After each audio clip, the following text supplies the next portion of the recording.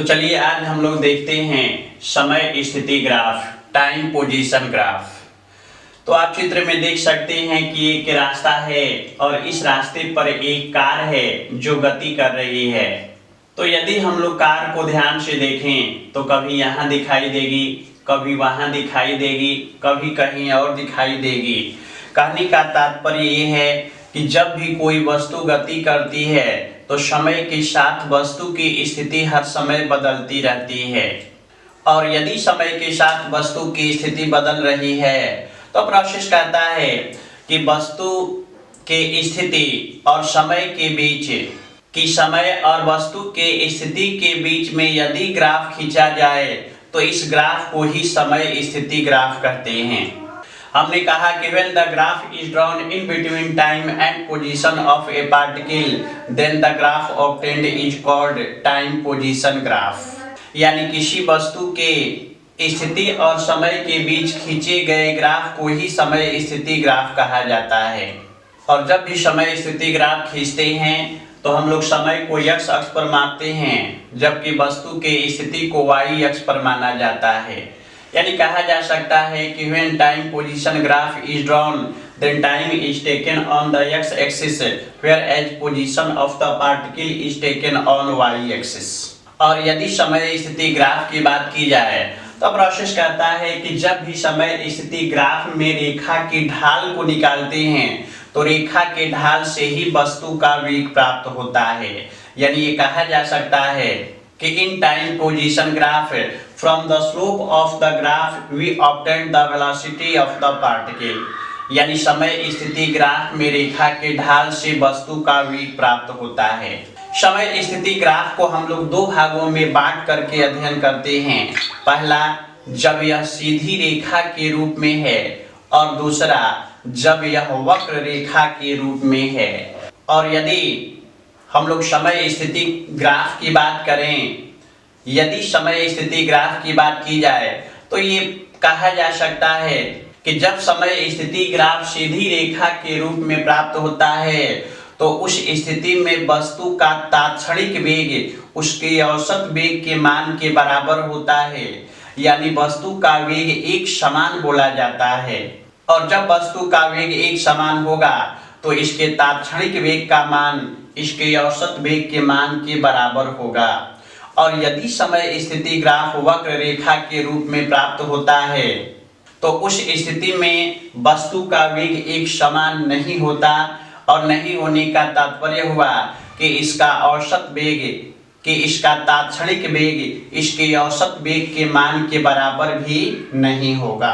कुल मिलाजुलाकर हमने कहा कि when the time position graph of a particle is obtained in the form of a straight line then the velocity of the particle remains constant and during this condition the magnitude of instantaneous velocity of the particle will be just equal to the magnitude of average velocity of that particle। But when the time position graph of any particle is obtained in the form of curved line then in this condition the velocity of the particle do not remains constant।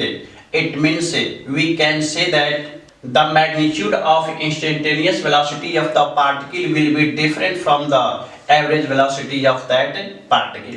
कुल मिलाजुलाकर हमने कहा कि यदि किसी वस्तु का समय स्थिति ग्राफ सीधी रेखा के रूप में प्राप्त होता है तो उस स्थिति में वस्तु के तात्क्षणिक वेग का मान औसत वेग के मान के बराबर होता है। और यदि ऐसा है तो कहा जाता है कि यह एक समान वेग से गति कर रही है। और यदि समय स्थिति ग्राफ वक्र रेखा के रूप में प्राप्त होता है तो उस स्थिति में वस्तु का वेग एक समान नहीं होता। यानी हम लोग कह सकते हैं कि इसके तात्क्षणिक वेग का मान इसके औसत वेग के मान से भिन्न होता है। तो ये था समय स्थिति ग्राफ। चलिए अब हम लोग देखते हैं कि जब समय स्थिति ग्राफ सीधी रेखा के रूप में है when the time position graph is obtained in the form of a straight line। तो आप चित्र में देख सकते हैं कि एक रास्ता है और एक कार है जो इस रास्ते पर गति कर रही है। तो हम पहले ही समझा चुके हैं कि जब यह गति करेगी तो हर समय इसकी स्थिति बदलेगी। और नीचे इसका समय स्थिति ग्राफ को प्रदर्शित किया गया है। जिसमें समय को x अक्ष पर तथा वस्तु के स्थिति को y अक्ष पर माना गया है। मान लिया जाए किसी समय यह कार चल करके बिंदु A पर पहुंचती है, तो आप ग्राफ में देख सकते हैं दिखाया जा रहा है कि t1 समय पर इसकी स्थिति x1 है, और यदि कुछ समय पश्चात यही कार बिंदु B पर आ जाती है, जहां आप ग्राफ में देख सकते हैं कि t2 समय पर इस वस्तु की स्थिति बदल करके x2 हो जाती है, तो आपसे पूछा जाता है या हम लोग को यहाँ सत्यापित करना है, सिद्ध करना है कि इस ग्राफ के ढाल से ही वस्तु का वेग प्राप्त होगा। तो हम लोग बिंदु A से पीछे की ओर एक रेखा खींचते हैं जो दूसरे वाले को बिंदु C पर मिलती है। तो यहाँ यदि यह रेखा क्षैतिज के साथ थीटा कोण बनाती है, तो कहा जा सकता है कि tan थीटा ही इस रेखा का ढाल है।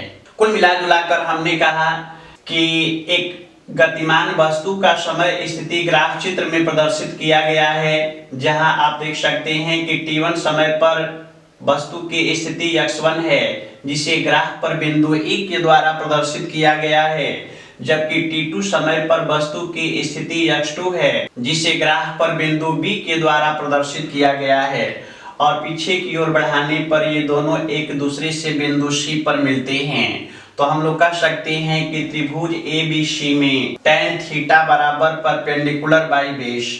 तो परपेंडिकुलर के जगह लिख सकते हैं BC और बेस की जगह AC, यानी tan theta is equal to BC by AC।